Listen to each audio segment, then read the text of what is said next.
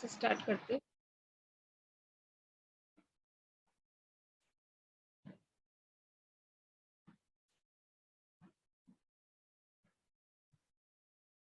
ठीक है बेटा, तो आप लोग बताओ कि लास्ट क्लास में आप लोगों ने लास्ट थ्योरम कौन सी पढ़ी थी? मैंने आप लोगों को दो थ्योरम पढ़ाई थी और ये बताया था कि वो कभी मीन्स उनमें वर्डिंग चेंज होके आती है। कभी ये लिखा हुआ आता है कि अगर हमें कोई वेक्टर दिया हुआ है लीनियरली डिपेंडेंट सेट, तो प्रूफ करने के लिए आता है proof that one of the vector is linear combination of other vectors. ठीक है। और कभी ये स्टेटमेंट मॉडिफाई होके आता है कि if S is a linearly dependent set then one of vector of set S is linear combination of its preceding vectors। ठीक है, दोनों का मीनिंग बिल्कुल सेम है, बस लिखने के तरीके में एक दो स्टेप में चेंजेस आ जाते हैं, अदरवाइज बाकी सारा सेम। ठीक है, तो अब हम नेक्स्ट पढ़ते हैं लीनियर सम। सिलेबस में थर्ड या फोर्थ टॉपिक में था, मैंने उससे पहले आप लोगों को बेसिस डायमेंशन बता दिया। अब पहले linear sum and direct sum पढ़ लेते हैं और उसकी कुछ थ्योरम्स है।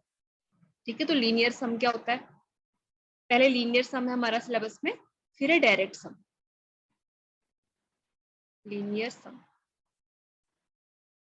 linear sum of subspaces, linear sum of subspaces। ठीक है बेटा, अगर हमारे पास में, मैं पहले डेफिनेशन लिख दे रही हूँ फिर आप लोगों को समझाती हूँ। अगर हमें गिवन है कोई vector space, let VF is a vector space, let VF is a vector space, sum of its two subspaces पढ़ना है तो कोई दो उसके सब स्पेस कंसिडर कर लेते हैं। ठीक है, and W1 and W2 are its two subspecies, are its two subspecies, are its two subspecies. Then linear sum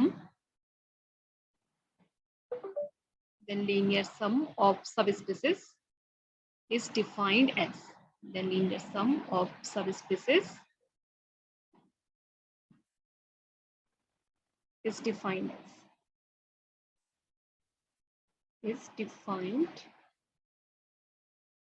as,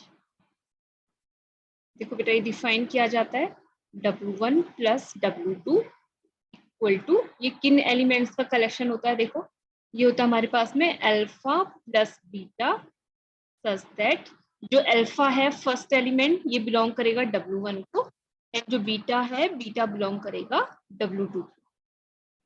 बस आसान सी डेफिनेशन है। जो हमारे पास में linear sum of subspaces W1 and W2 है वो है collection of elements of W1 and W2। ठीक है, ये कैसे एलिमेंट्स का कलेक्शन है? अल्फा प्लस बीटा टाइप के एलिमेंट का कलेक्शन है, where alpha belongs to W1 and beta belongs to W2। बिल्कुल आसान है। अब एग्जाम में डिफाइन करने के लिए आता है define linear sum and direct sum of subspaces. तो मैं डेफिनेशन दोनों की साथ में करा दे रही हूँ, फिर दोनों की जो इंपॉर्टेंट थ्योरम्स हैं वो साथ में करेंगे। तो linear sum and direct sum में छोटा सा डिफरेंस होता है, मैं आपको डेफिनेशन बताती हूँ डायरेक्ट सम की। डायरेक्ट सम ऑफ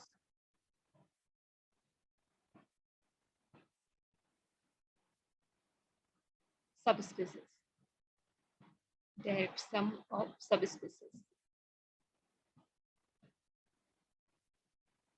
अब बाकी सब सेम रहेगा यहाँ पे कि let VF is a vector space and W1 and W2 are its subspaces। यहाँ पे मैं डायरेक्ट लिख रही हूँ कि direct sum of subspaces is defined as। ठीक है, बाकी सारा सेम रहेगा यहाँ पे। Direct sum of subspaces is defined, direct sum of subspaces is defined as, is defined as। इसमें दो प्रॉपर्टी होती है बेटा। फर्स्ट, अगर हम W1 एंड W2 का डायरेक्ट सम डिफाइन कर रहे हैं तो ये दोनों सबस्पेस हमारे डिसजॉइंट सबस्पेस होनी चाहिए। डिसजॉइंट सबस्पेस यानी कि इनमें जो कॉमन एलिमेंट होगा वो जीरो वेक्टर होगा। अब मैं आप लोगों से भी एक चीज पूछने वाली हूँ, हाँ इसको मैं इन वर्ड्स में लिख रही हूँ, that is W1 and W2 are disjoint subspecies. Are disjoint subspecies. And second हमारे पास में जो वेक्टर स्पेस V है वो हमारा इन दोनों के सम के इक्वल होना चाहिए। अगर हम W1 एंड W2 को ऐड करते हैं तो हमें वेक्टर स्पेस V मिलना चाहिए। ठीक है, दो कंडीशन चाहिए कि जो W1 एंड W2 है वो डिसजॉइंट सब स्पेस होनी चाहिए, एंड सेकंड कंडीशन अगर W1 एंड W2 को ऐड करते हैं तो हमें वेक्टर स्पेस V मिलना चाहिए। ठीक है, तो डायरेक्ट सम को डिनोट किया जाता है, इट इज डिनोटेड बाय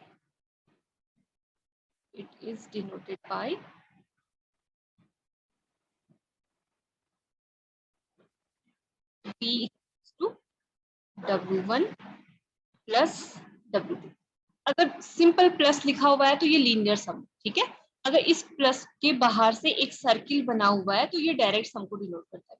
बाकी कुछ नहीं है, बस ये अलग सा नोटेशन इसलिए लिया गया है क्योंकि linear sum and direct sum को अगर मैथमेटिकली देखने से ही हमें कैसे पता चलेगा, इसलिए नोटेशन लिखा। अगर simply V equal to W1 plus W2 लिखा रहेगा तो वो लीनियर सम होगा, और वो V equal to W1 plus W2 लिखा होगा और प्लस को ऐसे बाहर से सर्किल किया हुआ होगा।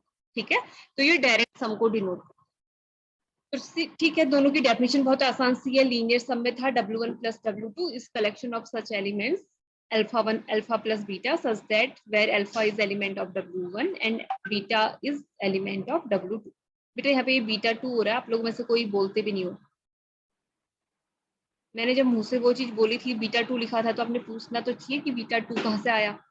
Alpha belongs to W1 and beta belongs to W2। ठीक है, तो डायरेक्ट सम में क्या डिफरेंस आ जाता है, दो प्रॉपर्टी चाहिए। एक तो चाहिए first one is W1 and W2 must be disjoint subspaces, and second V equal to W1 plus W2 होना चाहिए। ठीक है, तो देखो यहाँ पे मैंने लिखा है कि W1 and W2 are disjoint subspaces लिखा हुआ। ठीक है, अब मैं आप लोगों से पूछूंगी, आप लोग बता सकते हो कि अगर हमारे आपके पास में A एंड B कोई दो सेट गिवन, ठीक है, तो ये दोनों डिसजॉइंट सेट कब होते हैं, मैं सेट पूछ रही हूँ कि A and B are known as disjoint set. कब इन दोनों को डिसजॉइंट सेट बोला जाता है, 11th में पढ़ा होगा आप लोगों ने। उसके बाद आप लोगों ने ग्रुप थ्योरी में भी कहीं ना कहीं यूज किया होगा डिसजॉइंट वर्ड को। कोई भी दो सेट डिसजॉइंट कब होते हैं, याद है किसी को? जो भी याद है आप लोगों को, कुछ तो याद होगा। डिसजॉइंट वर्ड बिल्कुल न्यू तो है नहीं आपके लिए, तो बताओ डिसजॉइंट में आप क्या याद आ रहा है, कोई भी दो सेट डिसजॉइंट कब होते हैं, उनके इंटरसेक्शन जब कोई बीच में कॉमन नहीं होता है। हाँ बताओ बेटा, जब दोनों सेट के बीच में कोई भी एलिमेंट कॉमन नहीं होता है। नहीं होता। ठीक है, यानी कि जब A इंटरसेक्शन B हमारा क्या आता है, एम्प्टी सेट आता है। ठीक है, तब हम बोलते हैं कि these two sets are disjoint set. देखिए देखो यहाँ पे डिसजॉइंट सबस्पेसेस कब बोल रहे हैं, जब उनकी इंटरसेक्शन में एम्प्टी सेट नहीं, कोई एक जीरो वेक्टर कॉमन आ गया। ठीक है, बेटा यहाँ पे जीरो वेक्टर इस थोड़ा डेफिनेशन में change disjoint set and disjoint subspace के लिए इसलिए है क्योंकि अगर इंटरसेक्शन आपका एम्प्टी सेट आ जाता है तो फिर वो आपका सब स्पेस हो ही नहीं सकता, क्योंकि स्पेस अपने आप पे एक वेक्टर स्पेस होता है, और वेक्टर स्पेस को डिफाइन करने के लिए एटलीस्ट वन एलिमेंट हमारे पास में होना चाहिए। एक से ज्यादा हो सकते हैं नहीं, कम से कम एक होना ही होना चाहिए। अगर आपके पास में एम्प्टी सेट है तो एम्प्टी सेट को कभी भी हम सब स्पेस और वेक्टर स्पेस नहीं बोलते। ठीक है, मैंने जब आप लोगों को सब स्पेसेस पढ़ाए थे तो सब स्पेसेस में जब मैंने आपको ट्रिवियल सब स्पेस पढ़ाया था तो मैंने आप लोगों को बताया था कि जो हमारे पास में जो set containing zero vector and V itself, these two subspaces are known as trivial subspaces। empty set नहीं लिखाया था ना मैंने वहां पे, जबकि सेट के केस में जो empty set phi होता है वो trivial सबसेट होता है, लेकिन यहाँ पे trivial subspace होता है set containing zero vector। तो हमारे पास में अगर आप लोग से कभी देखो बेटा, अगर आप लोग ध्यान नहीं दोगे आपको लगेगा कि ठीक है डिसजॉइंट सबस्पेस है, लेकिन देखा जाए डिसजॉइंट सेट में हम एम्प्टी सेट होने पे बोलते थे कि these two sets are disjoint sets, लेकिन सबस्पेसेस के केस में two subspaces are known as disjoint when their intersection is only zero vector. ठीक है, ये काफी इंपॉर्टेंट है तो इस चीज को आप लोग ध्यान रखना। ठीक है, तो अब बताओ linear sum and direct sum आसान सी डेफिनेशन है, इन दोनों डेफिनेशन में कोई डाउट है आप लोगों को? Linear sum and direct sum की डेफिनेशन में मैं आप लोगों को कुछ एग्जांपल पूछती हूँ, आप लोगों ने बताना है कि कौन सा लीनियर सम है, कौन सा हमारा डायरेक्ट सम, ठीक है। तो एग्जांपल ले लेते हैं इसके लिए। अगर हमारे पास में जो वेक्टर स्पेस V है, लेट जो वेक्टर स्पेस V है वो सपोज कर रही हूँ M n cross n R। तो यहाँ पे मैंने आप लोगों को वैसे फर्स्ट डे बताया था कि अगर मैं M n cross n R कहीं पे लिखती हूँ तो it means this is collection of n cross n, collection of n cross n square matrices, square matrices ये होता है। तो अगर मैं यहाँ पे W1 डिफाइन करूं, W1 equal to A such that A is a symmetric, A is n cross n symmetric matrix, n cross n symmetric matrix, ठीक है।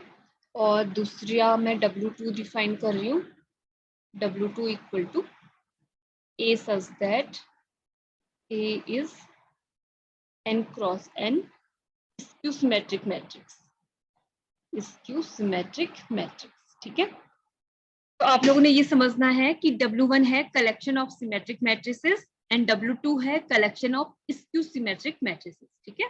तो अब आप लोग मुझे बता सकते हैं कि जो कोई भी मैट्रिक्स ए सिमेट्रिक कब होती है, किसी मैट्रिक्स को हम सिमेट्रिक मैट्रिक्स कब बोलते हैं, जब उसका ट्रांसपोज उसके इक्वल आता है, ठीक है। एंड स्क्यू सिमेट्रिक कब बोलते हैं, जब उसका ट्रांसपोज क्या आता है, नेगेटिव ऑफ दैट मैट्रिक्स के इक्वल आता है। मेरे ख्याल से ये चीज आप लोगों को पता होगी पहले से, ठीक है। Symmetric matrix and skew symmetric की डेफिनेशन हमने यहाँ पे यूज की हुई है। तो हमें यहाँ पे बताना है कि हाँ, सबसे पहले तो आप लोग मुझे ये बताओ, लीनियर सम हमारे पास में न्यू टॉपिक है, लेकिन W1 मैंने एक सेट डिफाइन किया है which contains all symmetric matrices, ठीक है। आप लोग मुझे बताओ कि क्या W1 सब स्पेस होगा वेक्टर स्पेस V का। सब स्पेस कैसे चेक किया जाता है, कोई भी दो आर्बिट्रेरी एलिमेंट आप W1 के लोगे और आप उसको A alpha plus B beta को चेक करोगे कि क्या वो भी W1 में बिलोंग करता है, ठीक है। सब स्पेस बता रहा आप लोगों के लिए काम है, मुझे जल्दी से चेक करके बताओ कि क्या W1 हमारा सब स्पेस है V का। 11:45 हो रहा है, 1 मिनट का काम है, आप लोग 11:46 में मुझे आंसर दोगे कि W1 हमारा सब स्पेस हो सकता है या नहीं हो सकता है। आप लोग चेक करो, मैंने कंडीशन भी बता दी है कि आपने ए बी अल्फा बीटा यानी कि अल्फा बीटा कोई दो मैट्रिसेस लेनी है W1 की और कोई दो स्केलर से मल्टीप्लाई करना है, फिर देखना है कि जो रिजल्टेंट आता है ए अल्फा प्लस बी बीटा क्या वो एक सिमेट्रिक मैट्रिक्स है। सब मैंने बता दिया, आप लोगों ने अब चेक करके बताना है कि क्या W1 सब स्पेस है बी का।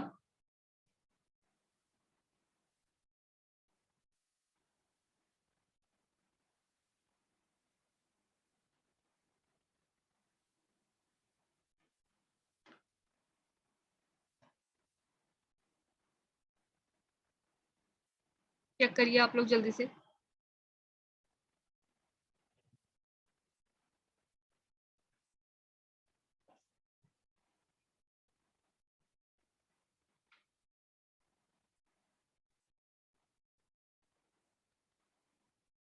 टाइम तो नहीं करना चाहिए था, इतना लंबा कैलकुलेशन तो है ही।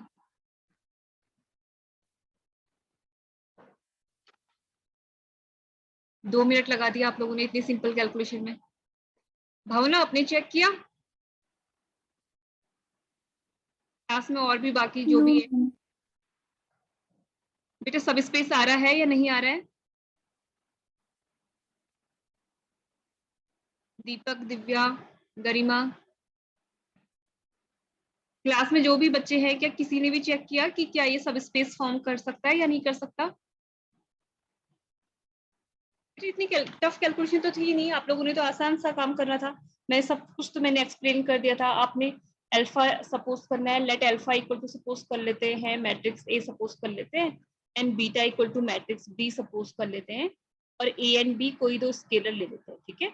और over set of real number है तो ये ए and be any two real number होंगे। तो अब हम चेक करेंगे ए अल्फा प्लस बी बीटा को।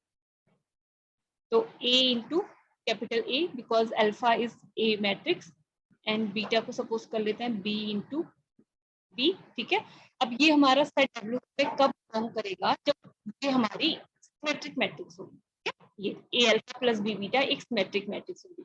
तो कोई भी मैट्रिक्स सिमेट्रिक है या नहीं है कैसे चेक किया जाता है, हम इसका ट्रांसपोज निकालेंगे। ए अल्फा प्लस बी बीटा का ट्रांसपोज निकाल लेते हैं, इसका ट्रांसपोज निकालेंगे तो हमारे पास में a into A plus B into B, इसका भी हम ट्रांसपोज निकालेंगे। अब ये ट्रांसपोज की प्रॉपर्टी से हमारे पास आ जाएगा a into A transpose plus b into B transpose, ठीक है। तो अब आप लोग की ये ट्रांसपोज में भी एक फॉर्मूला होता था कि अगर हमारे पास में c इंटू ए ट्रांसपोज है where c is a scalar, तो c इंटू ए ट्रांसपोज, ठीक है। तो a स्केलर है तो a डायरेक्टली बाहर आ जाएगा, a into A transpose. b is a scalar तो b इंटू बी ट्रांसपोज को we can write b into B transpose, ठीक है। अब देखो हमारे पास में क्या है, ये जो ये अल्फा है this is element of W1, beta is also element of W1, तो it means set matrix A and matrix B both are symmetric matrix. तो it means A transpose equal to A हमारे पास में होगा and we should have B transpose equal to B, ठीक है। तो यहाँ पे सब्स्टिट्यूट कर देते हैं, A transpose equal to A है because A is the symmetric matrix and B transpose equal to B है because B is a symmetric matrix. तो हमारे पास देखो क्या आ गया, ये A alpha plus B beta के ही इक्वल आया। तो A alpha plus B beta transpose is equal to A alpha plus B beta, तो it means A alpha plus B beta belongs to W1। तो यही तो हमें चेक करना होता है सब स्पेस के लिए, इसीलिए मैं आप लोगों को होमवर्क करने के लिए बोलती हूँ। अगर आप लोग क्वेश्चन की प्रैक्टिस करोगे तो आप लोगों को खुद ही चीजें आसान लगेंगी। मैथ्स के लिए तो प्रैक्टिस करनी बहुत ज्यादा जरूरी है ना, खाली पढ़ के चीजें आप लोगों को उस टाइम पे के लिए समझ में आएंगी, लेकिन वो आप लोगों को याद तब रहेंगी जब आप उसको प्रैक्टिस भी करोगे, ठीक है। तो अब तो आप लोग को समझ में आ गया होगा कि W1 हमारा सब स्पेस है वेक्टर स्पेस V का। तो सिमिलरली आप लोग बताओ कि क्या W2 सब स्पेस है वेक्टर स्पेस V का या नहीं है। बेटा आप लोग होमवर्क नहीं किए रहते हो इस वजह से टाइम ज्यादा लग जाता है, अदरवाइज समझा तो मैं आपको लीनियर समरी थी लेकिन सब स्पेस में ही टाइम चला गया। तो अब W2 बताओ फिर W2 सब स्पेस होगा या नहीं होगा। W2 यानी कि collection of all skew symmetric matrices, ये हमारा सब स्पेस होगा। सेम काम करना है जैसे अभी हमने काम किया है, आप उस टाइम पे A equal alpha equal to A लोगे बट बिलोंग्स टू W2 होगा, इट मींस उस केस में जो ये मैट्रिक्स A है ये स्क्यू सिमेट्रिक मैट्रिक्स होगी, B स्क्यू सिमेट्रिक मैट्रिक्स होगी। तो जब हम यहाँ पे A alpha plus B beta transpose करेंगे तो यहाँ पे A ट्रांसपोज की जगह पे माइनस ऑफ A आएगा because A is skew symmetric, B की जगह पे आएगा माइनस ऑफ B, तो हमारे पास में माइनस साइन कॉमन आ जाएगा, तो transpose of this matrix equal to negative of itself आएगा, ठीक है। तो it means W2 is also subspace of vector space V, ठीक है। तो इट मींस हमारा W1 भी सबस्पेस है एंड W2 भी सबस्पेस है। तो इसमें आप लोगों को ये बताना है, इसका लीनियर सम निकालना है, ठीक है। तो आप लोगों ने मुझे ये बताना है कि आप जब आप W1 प्लस W2 निकालोगे तो हमें क्या मिलेगा, डायरेक्ट सम मिलेगा, लीनियर सम मिलेगा या क्या मिलेगा, ठीक है। आपने यहाँ पे W1 प्लस W2 निकाला, इस क्वेश्चन में हमें निकालना है W1 plus W1 plus W2, W1 plus W2 क्या आएगा बेटा, ये बहुत इंपॉर्टेंट एग्जांपल होता है, इसमें W1 प्लस W2 आपने मुझे बताना है, यानी कि आप ऑल सिमेट्रिक मैट्रिक्स को भी ऐड करोगे, ऑल स्क्यू सिमेट्रिक मैट्रिक्स को भी आप लोग ऐड करोगे। चलो आप लोग मुझे यहाँ पे बताओ कि W1 इंटरसेक्शन W2 क्या आएगा। W1 है आपका collection of symmetric matrix, W2 है collection of skew symmetric matrix. Intersection का मीनिंग होता है कि कॉमन मैट्रिक्स, यानी कि क्या ऐसी कोई मैट्रिक्स हमारे पास में एग्जिस्ट करती है n क्रॉस n की जो सिमेट्रिक भी हो और जो स्क्यू सिमेट्रिक भी हो। क्या ऐसी कोई मैट्रिक्स के बारे में आप जानते हैं जो सिमेट्रिक भी हो और स्क्यू सिमेट्रिक भी हो, ऐसी कोई मैट्रिक्स है n क्रॉस n ऑर्डर की, बताओ कि क्या कोई ऐसी मैट्रिक्स के बारे में आप जानते हो जो सिमेट्रिक भी हो और स्क्यू सिमेट्रिक भी हो।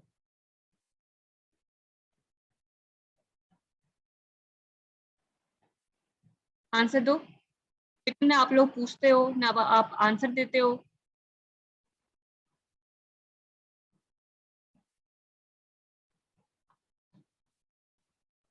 समझ में नहीं आ रहा है तो समझ में नहीं आ रहा है बोलो, मैं और अच्छे से समझाने की कोशिश करूंगी। ठीक है, एटलीस्ट आप लोग आंसर तो देंगे, तब तो मुझे पता चलेगा कि आपको समझ में आ रहा है या नहीं आ रहा है।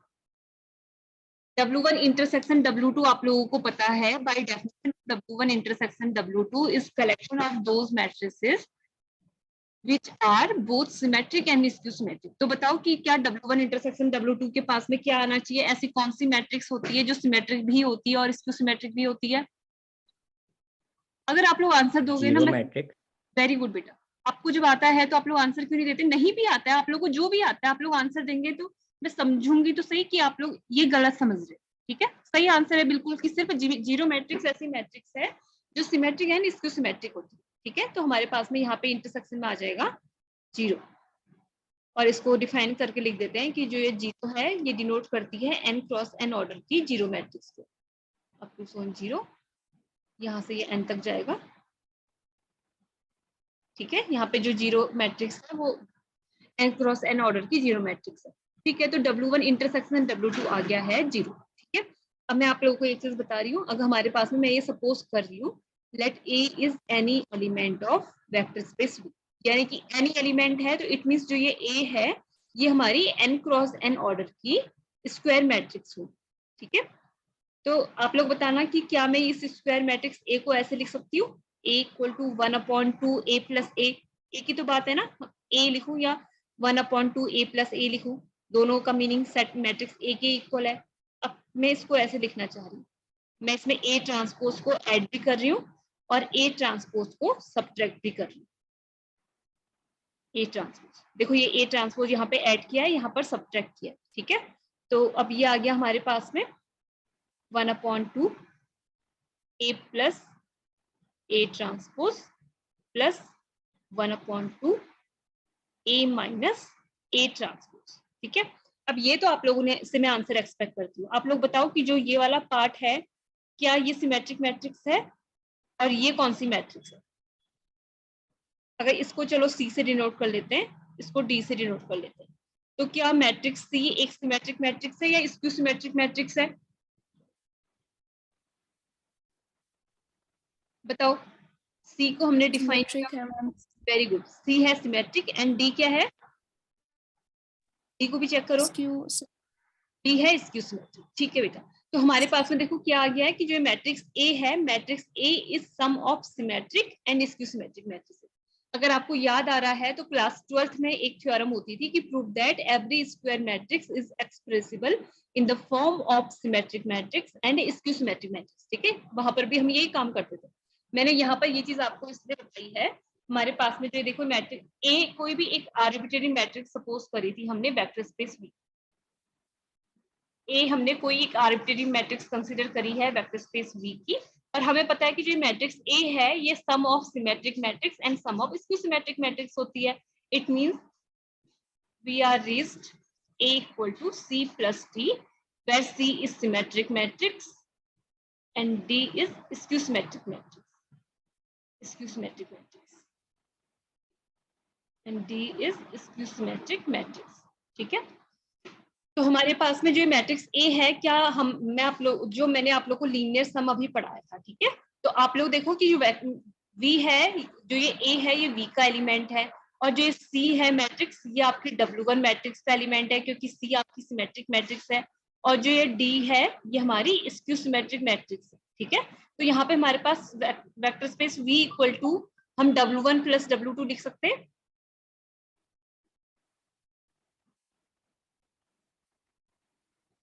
बताइए, V equal to W1 plus W2 लिख सकते हैं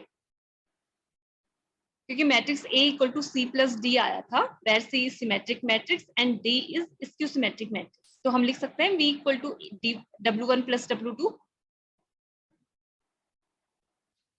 यस मैम।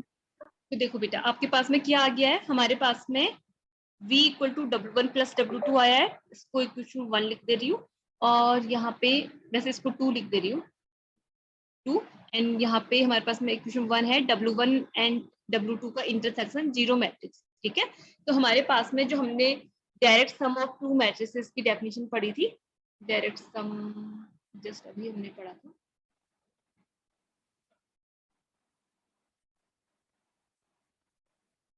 देखो डायरेक्ट सम की जो फर्स्ट कंडीशन भी सेटिस्फाई हो रही है एंड सेकंड कंडीशन भी सेटिस्फाई हो रही है, ठीक है।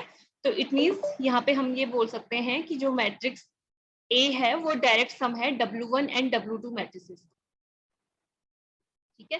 तो मैट्रिक्स V है हमारा डायरेक्ट सम है W1 एंड W2 का। अगर कोई डायरेक्ट सम है तो लीनियर सम भी होगा ही होगा, लेकिन अगर कोई लीनियर सम है तो जरूरी नहीं है कि वो डायरेक्ट सम भी हो, क्योंकि लीनियर सम होने पे जरूरी नहीं होता कि जो W1 एंड W2 की इंटरसेक्शन मैट्रिक्स है वो जीरो वेक्टर है, ठीक है। इसके लिए भी हम कोई एग्जांपल करेंगे, उससे आपको पता चल जाएगा। तो डायरेक्ट सम हमेशा लीनियर सम होता है, लेकिन लीनियर सम हमेशा डायरेक्ट सम नहीं होता।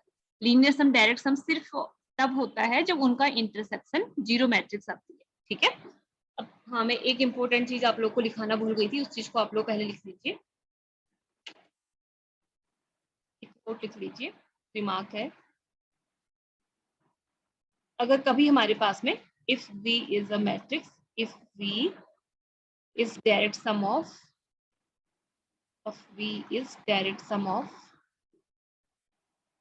Subspaces W1 and W2, direct sum of subspaces W1 and W2, तो हम इस केस में then subspaces W1 and W2 are known as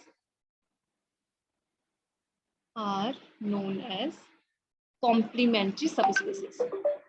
Complementary subspaces. Complementary subspaces.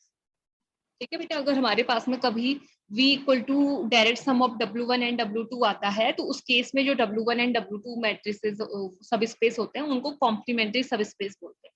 तो लास्ट एग्जांपल में हमारे पास में जो वेक्टर स्पेस V था, कलेक्शन ऑफ स्क्वायर मैट्रिसेस, वो direct sum of symmetric matrices and square matrices के इक्वल आया था। तो इट मींस वहां पे जो W1 एंड W2 है वो कॉम्प्लीमेंट्री सब स्पेसेस होंगे, ठीक है। अब आप लोग मुझे बताओगे, एक और एग्जांपल दे रही हूँ मैं आप लोगों को।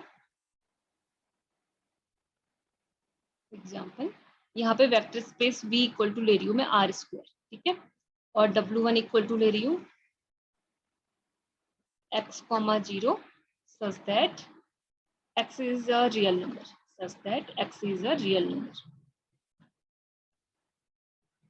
ठीक है। और दूसरा सब स्पेस ले लेते हैं W2 इक्वल टू, W2 को ले लेते हैं x, 2x ले लीजिए, x, 2x, such that x is a real number, ठीक है। तो सबसे पहले तो आप लोगों ने ये चेक करना होता है कि W1 एंड W2 सब स्पेसेस है या नहीं, ठीक है। तो यहाँ पर W1 भी सब स्पेस है, W2 भी सब स्पेस है। ये आप लोगों के लिए होमवर्क है कि कैसे इनको सब स्पेस चेक किया जाता है। आप अल्फा इक्वल टू कोई एक एलिमेंट x में थोड़ा सा हिंट दे रही हूँ, आप लोग सपोज करोगे let alpha equal to x0 where x is a real number and beta equal to y0 where y is a real number. आप a एंड b कोई दो स्केलर सपोज करोगे और a alpha plus b beta निकालोगे। Similarly इस वाले case पे alpha हम सपोज करेंगे x2x को, एंड अगर बीटा हमको लेना होगा तो बीटा हम सपोज करेंगे y2y या z2z, आप लोगों को जो भी लेना है, लेकिन उनमें ये कंडीशन सेटिस्फाई होनी चाहिए, जो पहला दूसरा टपल है पहले टपल का ट्वाइस है, ठीक है। तो W1 भी सब स्पेस है, W2 भी सब स्पेस है, ये आप लोगों के लिए होमवर्क है, ठीक है। अभी हम यहाँ पे निकाल रहे हैं W1 प्लस W2। हाँ ठीक है, पहले आप लोग मुझे बताओ कि W1 इंटरसेक्शन W2 क्या आएगा। W1 intersection W1 intersection W2, देखो W1 ऐसे एलिमेंट का कलेक्शन है जिसका सेकंड टपल 0, ठीक है, और W2 ऐसे एलिमेंट का कलेक्शन है जिसका जो सेकंड टपल है फर्स्ट टपल का ट्वाइस है। तो अगर हम दोनों में कॉमन एलिमेंट्स को ढूंढें कि कॉमन क्या आ सकता है, तो कॉमन क्या आ सकता है, W2 ऐसे एलिमेंट का कलेक्शन है जिसमें सेकंड एलिमेंट फर्स्ट एलिमेंट का ट्वाइस है, और W1 ऐसे एलिमेंट का कलेक्शन है जिसमें सेकंड एलिमेंट 0 है। तो कॉमन एलिमेंट ये होते हैं कि जो W1 में भी हो W2 में भी हो उनका कलेक्शन, ठीक है। तो अगर second element second tuple W2 का W1 का 0 है, तो W2 में अगर ये सेकंड एलिमेंट को अगर हम 0 करें, ठीक है, अगर इसको 0 करे तो जो इसका पहला टपल है वो इसका आधा होना चाहिए। जैसे अगर ये इसका ट्वाइस है तो ये इसका आधा ही तो हुआ, तो 0 का हाफ कितना होता है, 0 का हाफ होता है 0/2 भी 0 होता है। ठीक है, तो इन दोनों का भी जो कॉमन एलिमेंट आएगा वो क्या आएगा, 0 0 आएगा। ये समझ में आया आपको जो मैंने अभी समझाया कि W1 एंड W2 का जो कॉमन एलिमेंट आएगा वो ओनली 0 वेक्टर आएगा। W1 इंटरसेक्शन W2 तो हमारा 0 वेक्टर आ गया। अब हमें चेक करना है फर्दर कि W1 प्लस W2 क्या आता है। अब हमें चेक करना है कि W1 प्लस W2 क्या आता है। W1 प्लस W2 को अब हमें चेक करना है। ठीक है, W1 प्लस W2। तो एक काम कर लेते हैं, W1 प्लस W2 को चेक करने के लिए कोई एक आर्बिट्रेरी एलिमेंट सपोज कर लेते हैं वेक्टर स्पेस V का, यानी कि R²। ठीक है, तो सपोज कर लेते हैं let xy is any arbitrary element of V। ठीक है, V यानी कि R² का कोई आर्बिट्रेरी एलिमेंट हमने सपोज किया। तो इस xy को क्या हम ऐसे लिख सकते हैं, xy को हम ऐसे लिख सकते हैं, बताना आप लोग, x, 0 प्लस दूसरे पे हमने लिखना पड़ेगा x, 0 नहीं लिख रही हूँ बेटा, मैं इसको लिख रही हूँ, दोनों को हमने आपस में ऐड भी करना है, x वहां पे आना चाहिए। यहाँ पे ऐसे एलिमेंट है जो दूसरे का टपल हो, ट्वाइस हो, तो यहाँ पे मुझे y लेके आना है इसको। तो अगर ये आपस में ऐड करने पे 0 + y, ये अगर y है तो यहाँ पे y/2 होना चाहिए, y/2। ठीक है, तो यहाँ पे इसको ओनली सिर्फ x, 0 ना सपोज करके इसको मैं सपोज कर रही हूँ x माइनस y। ठीक है, इसको मैं सपोज कर रही हूँ x माइनस y, 0। ठीक है, तो अब इन दोनों को अगर आपस में ऐड करेंगे तो देखो क्या मिलता है, एक्स वाई मिल रहा है, नहीं मिल रहा है, x माइनस वाई इसका फर्स्ट टपल, इसके फर्स्ट टपल को इसके फर्स्ट टपल से ऐड करेंगे प्लस y/2। नहीं बेटा, इसको y/2 लेना पड़ेगा, इसको y/2 ले लो। ठीक है, तभी जाके ये x के इक्वल आएगा, x minus y/2, and second tuple को इसके सेकेंड टपल से ऐड करेंगे तो ये आ गया 0 + y। तो अब ये हमारा आ रहा है y/2 से y/2 कैंसिल, x, y। ठीक है, यानी कि xy = xy आ रहा है। तो इस जो ये एलिमेंट था, ये एलिमेंट हमारा बिलोंग कर रहा है W1 पे, और ये एलिमेंट बिलोंग कर रहा है W2। W2 में ऐसे एलिमेंट है, अगर यहाँ पे x है तो ये उसका ट्वाइस है, तो ये y/2 है तो y/2 का ट्वाइस, तो इसको 2 से मल्टीप्लाई करेंगे तो y के इक्वल आएगा। ठीक है, तो ये हमारा एलिमेंट था V का। तो यहाँ पे भी हमारे पास में क्या आ रहा है, V = W1 + W2।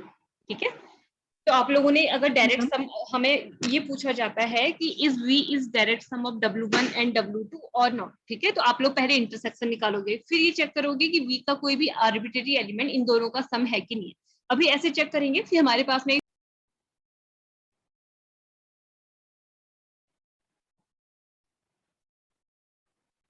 ठीक है बेटा, तो इस एग्जांपल में भी हमने देखा कि जो वेक्टर स्पेस V है वो direct sum of W1 and,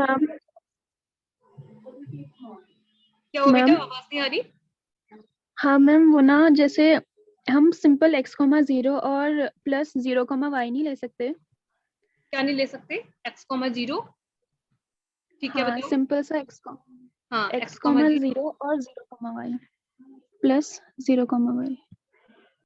plus 0, 1 नहीं बेटा, क्योंकि जो मुझे हमें जो यहाँ पे दिखाना है ना, हमने ये दिखाना है कि जो ये अगर ठीक है आप ले सकते हो x, y = x, 0 plus 0, y, क्योंकि x, y = दिस है ना, लेकिन हम ये दिखाना चाहते हैं कि x, y is sum of ये this element belongs to W1 दिखाना चाहते हैं, and this element belongs to W2। तो this element belongs to W1, this is true. ठीक है, ये तो ट्रू है, लेकिन this element does not belongs to W2, क्योंकि W2 के एलिमेंट कैसे हैं कि जो उसका सेकंड टपल है फर्स्ट टपल का ट्वाइस है। ठीक है, इसलिए इस फॉर्म में लिखा, ये नहीं है कि इसको हम सिर्फ और सिर्फ इसी तरीके से लिख सकते हैं। समझ में आ गया ना, वो भी सही है जो आप सोच रहे हो। इस फॉर्म में लिखने का मोटिव ओनली ये था कि उसको बिलोंग्स टू W2 दिखाना। ठीक है, तो अब आप लोग बुक से प्रैक्टिस करना। मैं जो थ्योरम आप लोग को कराने वाली थी, थ्योरम तो हमारी आज की स्टार्ट ही नहीं होगी। ठीक है, तो फर्स्ट थ्योरम कर लेते हैं।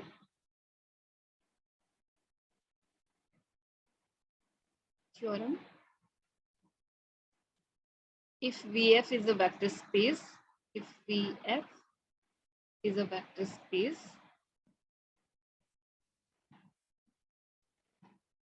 and W1 and W2 are its subspaces, ठीक है, ये गिवन है, are its subspaces, are its subspaces.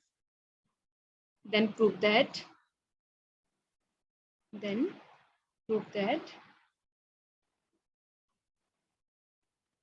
W1 plus W2 is also subspace of V, is also subspace of vector space V. ठीक है, हमें ये प्रूव करना।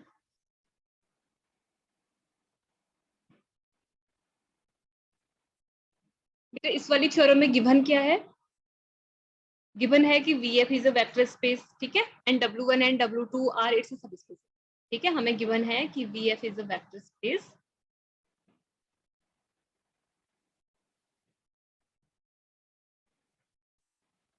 and W1 and W2 are its subspaces. W1 and W2 are its subspaces.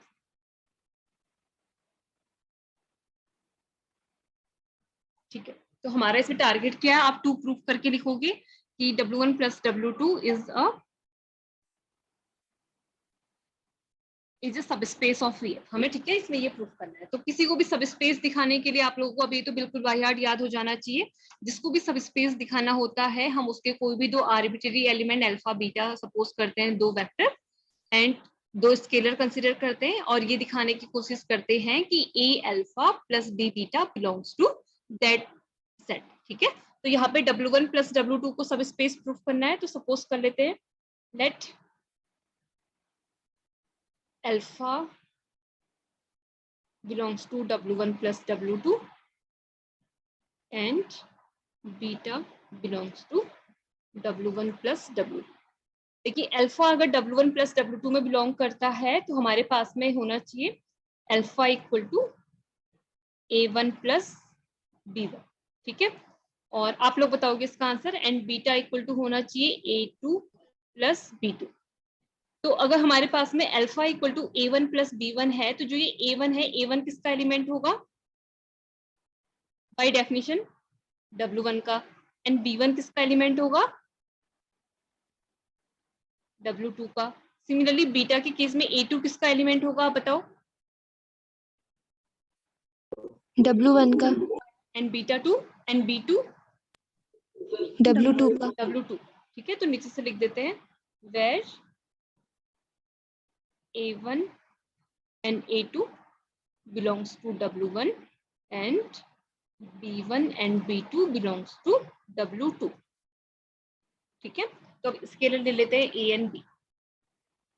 अब ले लेते हैं late A and B are any 2 scalars, are any 2 scalars। तो अब हम A alpha plus B beta निकालेंगे और चेक करेंगे कि वो W1 प्लस W2 में बिलोंग करता है या नहीं करता। Now calculate A alpha plus B beta. A into alpha है हमारे पास में A1 प्लस B1, हमने A1 प्लस A2 सपोज किया था, B1 यही लिखा था sir, A1 plus B1 plus B into A2 plus B2। तो हमारे पास आ गया A इंटू A1, मैं यहाँ से प्लस B इंटू A2 को एक साथ में लिख रही हूँ। क्यों लिख रही हूँ आप लोगों को भी समझ में आना चाहिए। और A into B1 plus B into B2 को साथ में लिख रही हूँ। ठीक है, अब आप लोग मुझे बताओ कि जो ये A इंटू A1 है, हमारे पास में जो ये A1 है ये W1 का एलिमेंट था, एंड A2 भी हमारा W1 का एलिमेंट था, और B1 हमारे पास में W2 का एलिमेंट था। सिमिलरली B2 भी हमारा W2 का एलिमेंट था। ठीक है, तो आप लोग बताओ कि अगर, और W1 गिवन है कि W1 इज अ सबस्पेस तो A इंटू A1 किस में बिलोंग करेगा? अगर किस में बिलोंग करेगा बेटा? W1 क्यों करेगा? आंसर सही है, क्यों करेगा ये भी बता दोगे तो बहुत। मैम। हाँ बताओ बेटा। मैम A तो स्केलर क्वांटिटी है, तो जो A1 था, A1 से हाँ। जब वो इंटू भी होगा तब भी वो W1 पे ही बिलोंग करेगा। हाँ वो करेगा, लेकिन कौन सी प्रॉपर्टी है ये? इस प्रॉपर्टी को बोलते क्या है? स्केलर मल्टीप्लिकेशन या एक्सटर्नल कंपोजिशन, क्योंकि W1 हमारा क्लोज्ड होता है अंडर स्केलर मल्टीप्लिकेशन या स्केलर मल्टीप्लिकेशन, आप जो भी कहो, ठीक है। आपने बिल्कुल सही आंसर दिया। तो हमारे पास में A इंटू A1 है, W1 में बिलोंग करता है। B इंटू A2 भी हमारा W2 में W1 में बिलोंग करता है, और W1 अपने आप में एक सब स्पेस है, तो वो एडिशन के अंडर भी क्लोज्ड होगा। तो ये एलिमेंट भी W1 का एलिमेंट है, ये एलिमेंट भी W1 का एलिमेंट है, तो complete A into A1 plus B into A2 भी हमारा W1 का एलिमेंट होगा। क्यों? क्योंकि W1 हमारा क्लोज्ड होता है अंडर एडिशन, ठीक है। तो पहले हम इन चीजों को लिख लेंगे। पहले लिख लेते हैं since A into A1 comma B into A2 belongs to W1। ये क्यों होगा?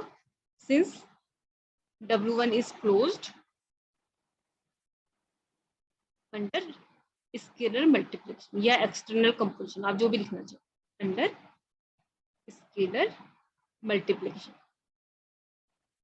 Under scalar multiplication.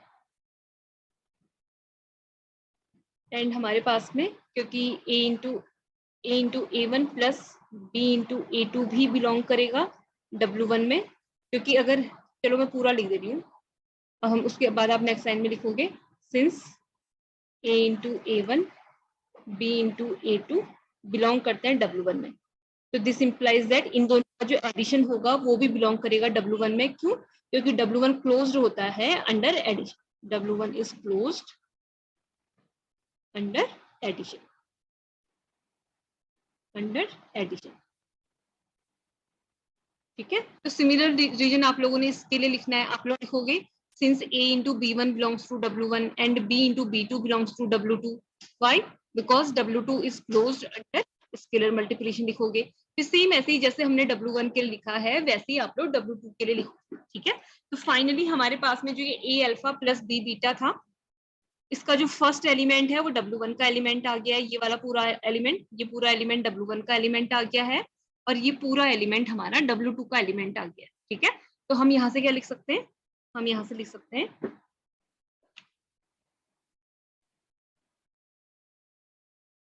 वो मैंने आप लोगों के लिए छोड़ा है, आप लोगों ने सिमिलरली लिखना है, उसके लिए मैं डायरेक्ट रिजल्ट लिख रही हूँ। सिमिलरली जो हमारे पास में A इंटू B1 है प्लस B इंटू B2, ये बिलोंग करेगा W2 में, ठीक है।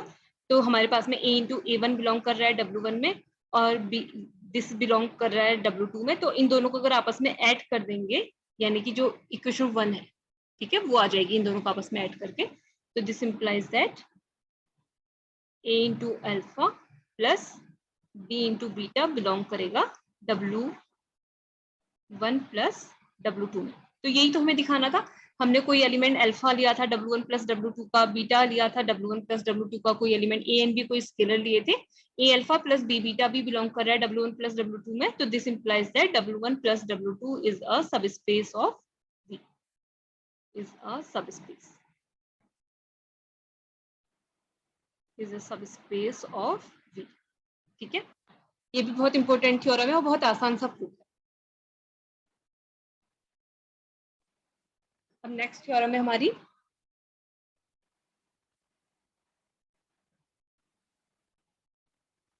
नेक्स्ट थ्योरम है if VF is a vector space,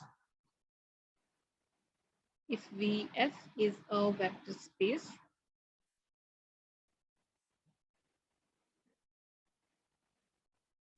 and S is any subset of, यहाँ पे सब स्पेस नहीं लिखा है, ठीक है, ओनली सबसेट लिखा है, and S is any subset of V। तो इसमें प्रूफ करना है, proof that linear span of S, prove that linear span of S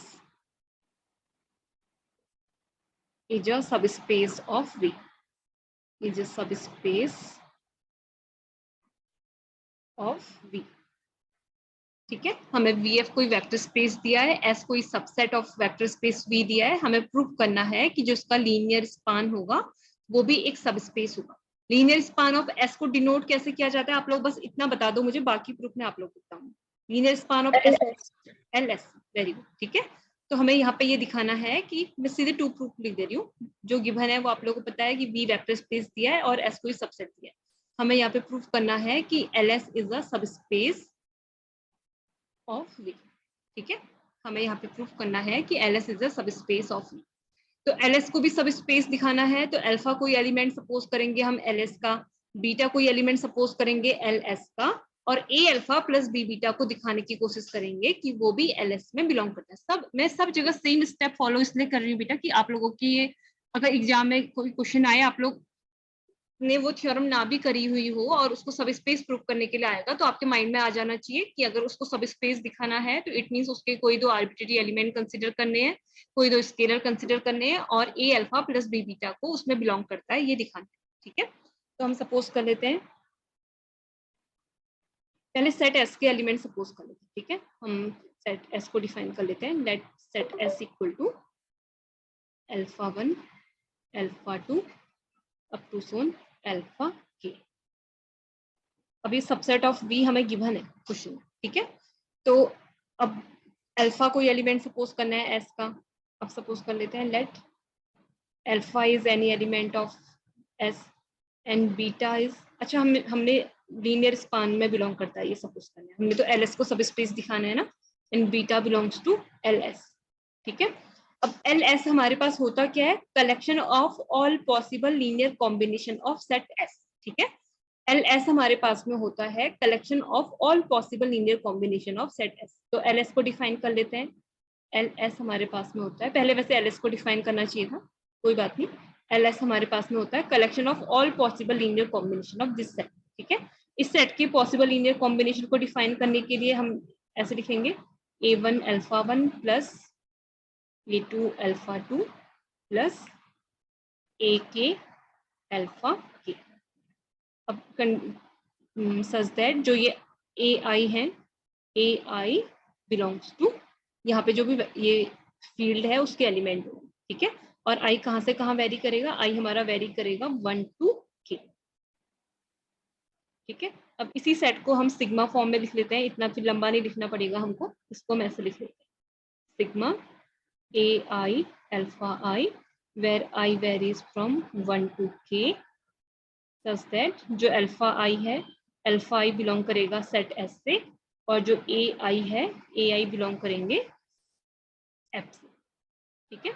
हमने LS को डिफाइन कर दिया, तो हमने अब ये LS का कोई एक आर्बिट्रेरी एलिमेंट अल्फा सपोज करा है, कोई एलिमेंट बीटा सपोज करा है, तो जो अल्फा है वो भी इसी टाइप का होना चाहिए, समथिंग कुछ ऐसे sigma I varies from 1 to K AI alpha I type से, और बीटा भी इसी टाइप का होना चाहिए, ठीक है। तो अब अल्फा बीटा को LS के एलिमेंट की फॉर्म में लिख लेते हैं, अब लिख लेते हैं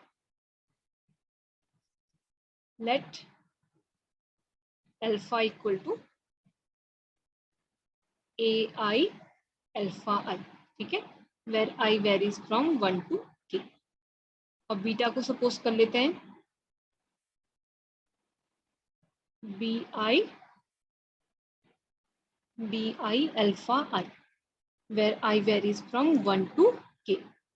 तो ये जो AI BI है, दो के दो हमारे फील्ड के एलिमेंट हैं, ठीक है। नीचे से लिख देते हैं where AI BI belongs to field F where I varies from 1 to K, ठीक है। फिर आप लोग मुझे एक सिंपल से क्वेश्चन का आंसर दो, जो हमारा ये सेट S है ना, S के LS होता है collection of all possible linear combination of set S। तो आप लोग मुझे बताओ कि जो हमारे पास में LS है, जो S है, क्या ये LS का सबसेट होना चाहिए या नहीं होना चाहिए। जो LS है वो collection of all possible linear combination of set S, तो क्या जो सेट S है वो LS का सबसेट होना चाहिए, क्या S के ऑल एलिमेंट्स LS के पास में होंगे या नहीं होंगे। देखो आप लोग कैसे दिखा सकते हो ना, जैसे सेट एस का एक एलिमेंट अल्फा है, अल्फा 1 है, अल्फा 2 है, तो मैं किसी अल्फा आई के लिए आपको बता रही हूँ। आप अल्फा आई को ऐसे तो लिख सकते हो 0 into alpha yes 1 ma'am, plus के अंदर होगा इस। होगा, ठीक है। अब क्यों मैं रीजन भी बता देती हूँ आप लोग को, अब लिखी रही हूँ तो 0 into alpha 2 plus up to so on 1 into alpha I plus 0 into alpha K. ऐसे ही आप लोग किसी भी अल्फा 1 अल्फा 2 के लिए लिख सकते हो। देखो अल्फा आई जो हमारा है collect linear combination of element of set S की फॉर्म में हो गया, हमने बाकी सारे कोफिशिएंट को 0 कर दिया, अल्फा आई के कोफिशिएंट को 1 कर दिया। तो आप ऐसे अल्फा 1 को लिखते हैं 1 into alpha 1 plus 0 into alpha 2 plus up to so on 0 into alpha K. ऐसे ही अल्फा 2 को आप लिख सकते हो 0 into alpha 1 plus 1 into alpha 2 such as, ठीक है। इट मीन्स जो ये एल एस है एस के ऑल एलिमेंट्स को कंटेन करता है, ठीक है। तो हम इसमें आ जाते हैं प्रूफ में, ठीक है। हमने अल्फा को सपोज कर लिया, बीटा को सपोज कर लिया, ठीक है। स्केलर की वैल्यू हमारी चेंज हो सकती है, तो A I and B I belongs to field F के एलिमेंट हमने ले लिए। अब एल एस को सब स्पेस दिखाना है, तो अब हम लिखेंगे let A and B are any two scalar, are any two scalars, are any two scalars, ठीक है। तो अब हम यहाँ से निकाल लेते हैं a into alpha plus b into beta. तो a इंटू अल्फा की वैल्यू है हमारे पास में sigma i varies from 1 to k a i alpha i, and b into beta की वैल्यू है sigma i varies from 1 to k b i alpha i। देखो जो सिग्मा है यहाँ भी i very from 1 to k है, यहाँ भी i varies from 1 to k है, so we can take this sigma outside. I varies from 1 to ma'am k. यहाँ पे बीटा आई होगा। कहाँ पे बेटा? मैम जो प्लस बी के बाद जो आपने लिखा है। नहीं नहीं बेटा, वो बीटा आई यहाँ कहाँ पे कह रहे हो आप, ये प्लस बी इंटू दिस। हाँ मैम। तो यहाँ पे देखो ये अल्फा की वैल्यू हमने यहाँ पे इक्वेशन 1 लिख लेते हैं, चलो देखो, और बीटा की वैल्यू को ये लिख लेते हैं, यहाँ से लिखा है, ठीक है। तो अल्फा की वैल्यू को यहाँ सब्स्टिट्यूट किया है एंड बीटा की वैल्यू को भी यहाँ सब्स्टिट्यूट किया, ठीक है। तो अब नेक्स्ट स्टेप में मैं ये सिग्मा को, चलो सिग्मा को कॉमन उसके बाद लेंगे, फिर आप लोग कंफ्यूज हो गए। एक और स्टेप लिख लेते हैं फिर कॉमन लेंगे। जो ये स्केलर a है उसको इस सिग्मा के अंदर लिख सकती हूँ क्या, i varies from 1 to k a into A I into alpha I, plus इस b को भी सिग्मा के अंदर लिख लेते हैं b into B I into alpha I, ठीक है। तो अब दोनों से सिग्मा कॉमन आ रहा है, देखो सिग्मा कॉमन ले लेते हैं, उस i varies from 1 to k, alpha I भी कॉमन है दोनों से वेक्टर, तो हमारे पास में कोफिशिएंट आ जा रहा है a into A I plus b into B I into alpha I. अब आपने ये बताना है मुझे कि क्या a into alpha plus b into beta equal to जो ये वेक्टर आया है, क्या ये एल एस में बिलोंग करेगा, क्या ये एस के एलिमेंट्स का लीनियर कॉम्बिनेशन है। देखो आप लोग मुझे सिर्फ इतना बताओ कि जो ये a इंटू ए आई है plus b into B I है, क्या ये स्केलर वैल्यू होगी, क्या ये फील्ड का एलिमेंट होगा। अगर ये फील्ड का एलिमेंट होगा तो लीनियर कॉम्बिनेशन तो बन ही जाएगा। क्या ये फील्ड का एलिमेंट होगा a into A I plus B into B I, A I भी फील्ड का एलिमेंट है, ए भी फील्ड का एलिमेंट है, बी फील्ड का एलिमेंट है, बी आई भी फील्ड का एलिमेंट, ठीक है। तो ए इंटू ए आई भी एफ में बिलोंग करेगा, क्योंकि एफ भी हमारे पास में अंडर मल्टीप्लिकेशन को क्लोज होता है, और बी आई भी हमारा एफ में बिलोंग करेगा। फील्ड अपने आप में एब्सिलेंट ग्रुप होता है, अगर फील्ड एबिलियंट ग्रुप होता है तो इट मींस उसके दो एलिमेंट्स का अगर हम सम करेंगे तो वो भी फील्ड का ही एलिमेंट होगा। फील्ड अगर एफ एक फील्ड नहीं होता तो हम ये नहीं कह पाते कि this quantity belong to F, हम ये बिलोंग टू एफ इसलिए कह पा रहे हैं because F is a field, ठीक है। तो अब हमारे पास मैं ये काम कर ले रही हूँ कि इस वैल्यू को सी आई से डिनोट कर, ठीक है, इसको डिनोट कर लेते हैं, हमें सपोज कर लेते हैं ci and this element belongs to f। तो अब फाइनली ये a alpha plus b beta को नेक्स्ट पेज पे लिख रही हूँ। हमारे पास में जो a alpha plus b into beta है ये हमारे पास में आ गया ci into alpha I where I varies from 1 to k. तो देखो a alpha plus b beta is also a linear combination of elements of set S. ठीक है, तो it means this is belongs to LS. तो हमने alpha and beta LS के कोई दो एलिमेंट सपोज करे थे, a एंड b कोई स्केलर सपोज करे थे, a alpha plus b beta belong कर रहा है LS में, तो this implies that LS is a subspace. ठीक है, LS is a subspace of vector space. ठीक है, अब आप लोगों ने मुझे कुछ आंसर देने, इनके मैं प्रूफ नहीं करा रही हूँ, इनके प्रूफ बहुत सिंपल है, वो आप लोगों ने खुद से ट्राई करना, और अगर फिर किसी ने उनके प्रूफ किसी को समझ में नहीं आएंगे, जानने होंगे, तो आप लोग मुझसे पूछेंगे, अदरवाइज उनके प्रूफ मैं क्लास में नहीं करा रही हूँ, बहुत आसान प्रूफ. ठीक है, तो हमारे पास में if V is a vector space. Ma'am your voice is not clear. बेटा अभी क्लियर है? मैम अभी ठीक है, बीच बीच में चले जा रही है. बेटा नेट में बफरिंग हो रही है ना, इस वजह से प्रॉब्लम आ रही होगी. अभी क्लियर है ना? हाँ मैम अभी क्लियर है. If VF is a vector space,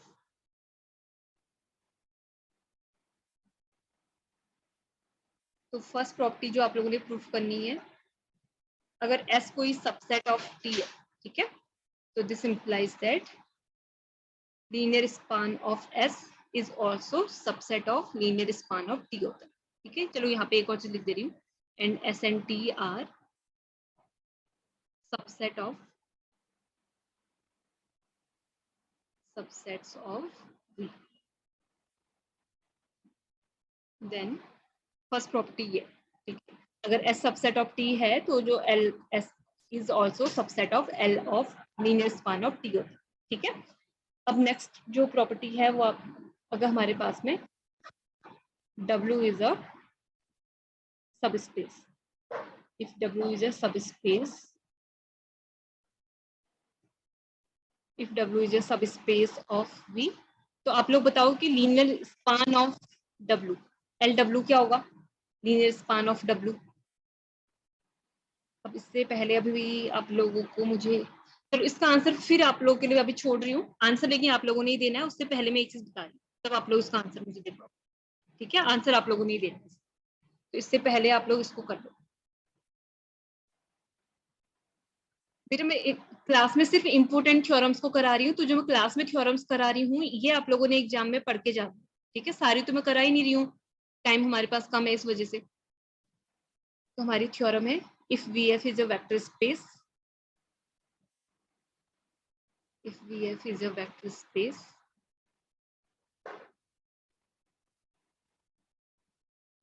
and S is any subset of V, then जो LS होता है, लीनियर स्पान ऑफ S होता है, LS is smallest subspace, is smallest subspace,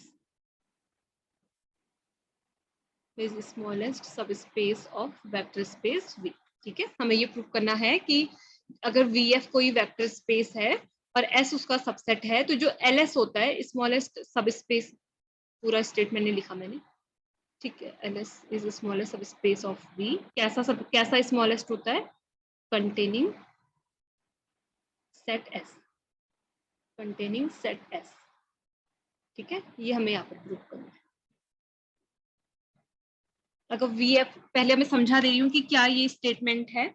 अगर VF हमारा कोई वेक्टर स्पेस है और S उसका कोई सबसेट है, तो जो हमारा LS होता है, यानी कि linear span of set S, ये हमारा स्मॉलेस्ट सबस्पेस होता है कंटेनिंग सेट S. ठीक है, हमें ये दिखाना है कि जो ये LS है, इतना तो हमें लास्ट थ्योरम से पता चल गया है कि अगर V कोई वेक्टर स्पेस है और S उसका सबसेट है, तो जो LS होता है, LS क्या होता है? हमारा सबस्पेस होता है. ठीक है, LS सबस्पेस होता है, लेकिन हमें ये दिखाना है कि LS स्मॉलेस्ट सबस्पेस होता है जो S को कंटेन करे, ये हमको दिखाना है. ठीक है, हमें इसमें गिवन है इस वाली थ्योरम में कि VF एक वेक्टर स्पेस है, VF is a vector space. Vector space बेटा मैंने V डॉट S डॉट जो लिखा है उसका मीनिंग वेक्टर स्पेस है. ठीक है, एंड हमें गिवन है कि S is subset of V. ठीक है, और बाकी हमें दिखाना है, तो इसके लिए कॉन्ट्रडिक्शन मेथड से इसको मैं प्रूव कर रही हूँ. ठीक है, तो इसके लिए सपोज कर लेते हैं, let W is any subspace, let W is any subspace of vector space V containing set S, containing set S, containing set S। ठीक है, ये हमने सपोज कर लिया कि W is any subspace of V containing S।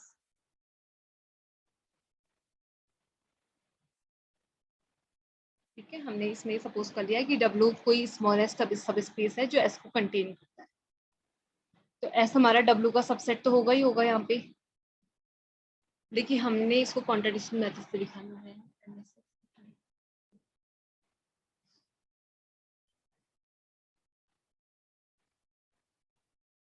W is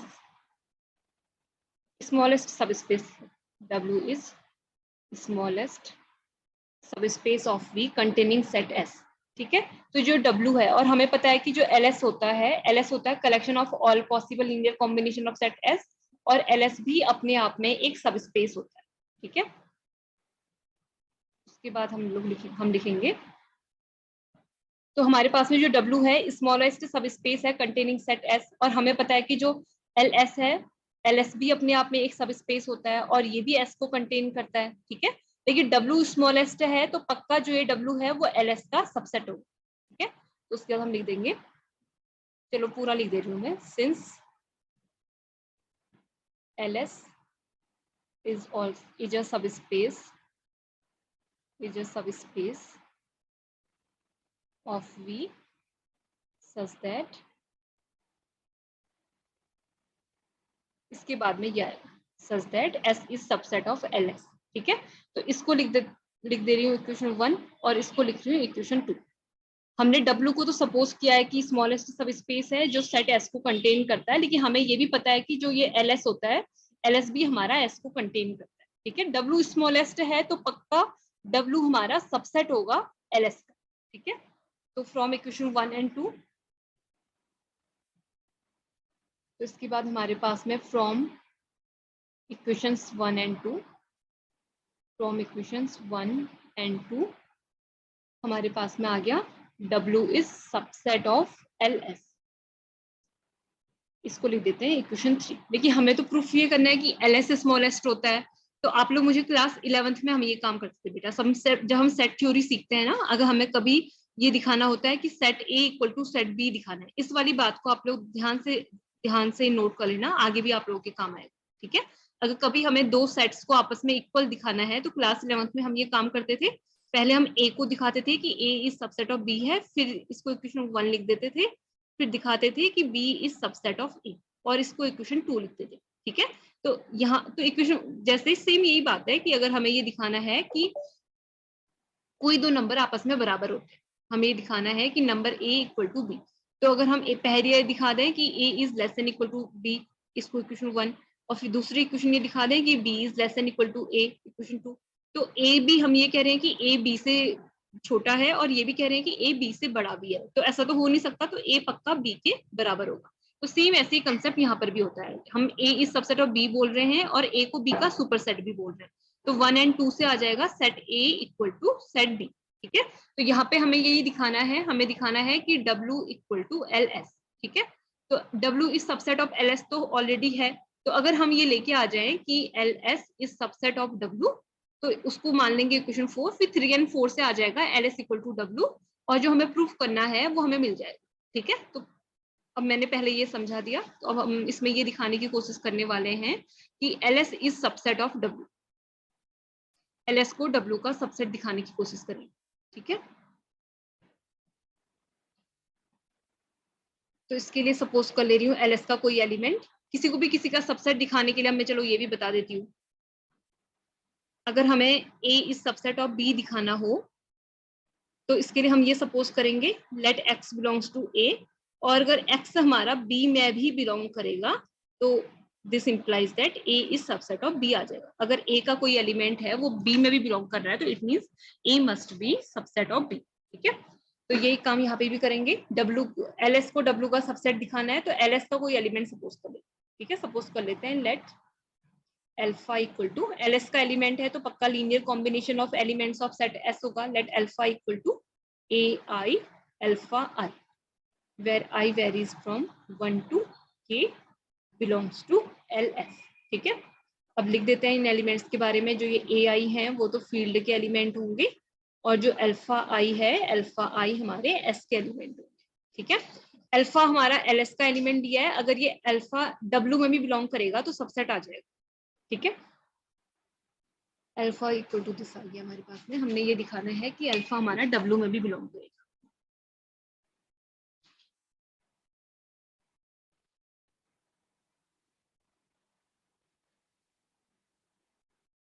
ठीक है बेटा, हमारे पास में यहाँ पर है कि जो ये अल्फा आई है, अल्फा आई हमारा सेट एस का एलिमेंट है.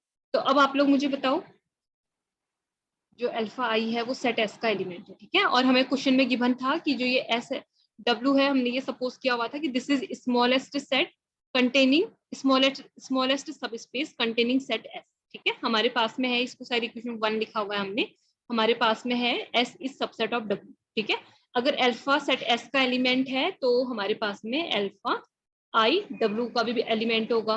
ठीक है, अल्फा आई डब्ल्यू का भी एलिमेंट होगा. तो ये ऑल अल्फा आई के लिए where I varies from 1 to K, ये सारे के सारे के लिए, क्योंकि एस के सारे एलिमेंट हमारे डब्ल्यू के पास में होंगे. तो अल्फा आई डब्ल्यू में बिलोंग करता है, तो अगर हम इसको किसी स्केलर वैल्यू से बिलोंग मल्टीप्लाई करेंगे तो ए आई इंटू अल्फा आई क्या डब्ल्यू में बिलोंग करेगा या नहीं करेगा. मैं इसको डज नॉट बिलोंग्स टू लिखूं या बिलोंग्स टू लिखूं, बताओ. और डब्ल्यू आपका एक सब स्पेस है और अल्फा आई आपका डब्ल्यू का कोई एलिमेंट है. इसको अगर आप किसी स्केलर वैल्यू से मल्टीप्लाई करोगे तो क्या ए आई अल्फा आई डब्ल्यू में बिलोंग करेगा या नहीं करेगा. मैम करेगा. क्यों नहीं करेगा बेटा. डब्ल्यू आपका सब स्पेस है, सब स्पेस हमारा क्लोज्ड अंडर स्केलर मल्टीप्लिकेशन होता है. मैम करेगा तो करेगा ना. ठीक है, तो अल्फा आई हमारा डब्ल्यू का एलिमेंट है और ए आई कोई स्केलर वैल्यू है, तो A I alpha I W को बिलोंग करेगा सिंस डब्ल्यू हमारा क्लोज्ड है, since W is closed under scalar multiplication, under scalar multiplication. और स्केलर मल्टीप्लिकेशन के अंडर वो क्लोज इसलिए है क्योंकि वो सब स्पेस है. सब स्पेस है तो अपने आप में वेक्टर स्पेस रहा होगा ना. ठीक है, और आप अब ये बताओ कि अगर आप लोग ये A I alpha I W का एलिमेंट है, यानी कि A one alpha one W का एलिमेंट है, A two alpha two W W का एलिमेंट है, ए थ्री अल्फा थ्री भी डब्ल्यू का एलिमेंट है, तो जो डब्ल्यू है ये अंडर एडिशन भी क्लोज्ड है. अगर इनके कोई दो एलिमेंट को आपस में हम ऐड करेंगे तो वो भी डब्ल्यू में बिलोंग करेंगे.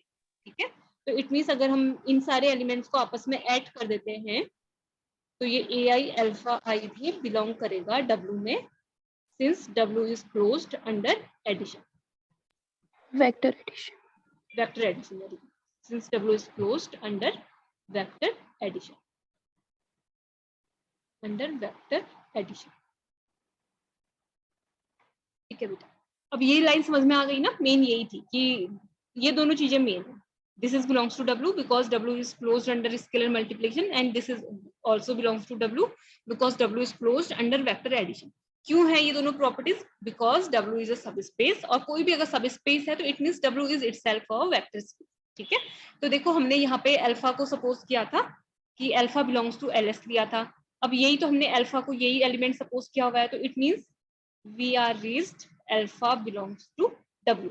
ठीक है, इसको लिख देते हैं इक्वेशन 4, इसको लिख देते हैं इक्वेशन 4 और यहाँ पे इसको लिख देते हैं इक्वेशन 5.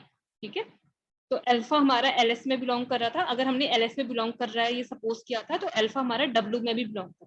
ठीक है, तो फ्रॉम इक्वेशन 4 and 5 हमारे पास आ जाएगा LS सबसेट ऑफ W. ठीक है, तो from equation 4 and 5, from equations 4 and 5 LS is subset of W. ठीक है, इसको लिख देते हैं इक्वेशन 6. तो देखो हमारे पास में वो कौन सी इक्वेशन थी देख लेते हैं जिसमें W सबसेट ऑफ LS था. हमारे पास में इक्वेशन 3 में है W सबसेट ऑफ LS और इक्वेशन 6 में है LS सबसेट ऑफ W. ठीक है, अब तो from equation 3 and 6 from equations 3 and 6 हमारे पास आ गया LS इक्वल्स टू W। ठीक है, हमने ये W को सपोज किया था this is smallest subspace containing set S। ठीक है, और LS इक्वल टू W आ गया, तो इट मींस अगर V is any vector space and S is any subset of V, तो हमारे पास में LS collection of all possible linear combination of set S होता है LS। एंड हमने आज एक थ्योरम में प्रूव किया था कि LS is also a subspace, तो LS स्मॉलेस्ट सबस्पेस होता है कंटेनिंग दिस सेट। ठीक है, LS स्मॉलेस्ट सबस्पेस होता है कंटेनिंग दिस सेट। तो अब आप लोग मुझे बताओ कि आपके पास में LS सबस्पेस होता है, हमको पता है। ठीक है, LS सबस्पेस होता है। अगर हमारे पास में जो W है ये V का कोई वेक्टर स्पेस हो और W सबस्पेस यहाँ पे चल रहा है, ठीक है, W इज एनी सबस्पेस और वेक्टर स्पेस V होगा, तो जो लीनियर स्पान ऑफ W होगा वो क्या होगा, क्योंकि हमें पता है कि जो लीनियर स्पान ऑफ W होता है वो स्मॉलेस्ट सबस्पेस होता है कंटेनिंग सेट W। ठीक है, तो यहाँ पे जो लीनियर स्पान ऑफ W है ये W के बराबर होना चाहिए या नहीं होना चाहिए, क्योंकि W यहाँ पे ऑलरेडी सबस्पेस है अगर। ठीक है, तो जो LW होता है वो स्मॉलेस्ट